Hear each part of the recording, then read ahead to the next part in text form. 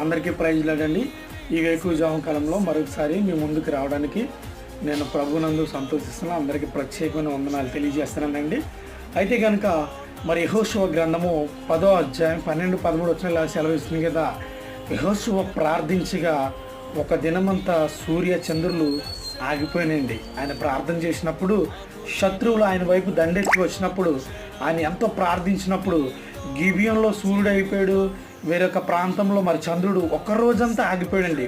Jericho గోడలంటి నీ వైపు వస్తున్న నీ సమస్యలు ఏదైనప్పటికీ, ఎర్ర సముద్రం వంటి సమస్య ఎదురైనప్పటికీ మరి శత్రువులు యెహోషువ వైపు దండెత్తిన వచ్చినప్పుడు ఆయన ప్రార్థన చేసినప్పుడు సూర్యచంద్రులు ఆపిన సైతం మనం చూస్తూ ఉంటాం.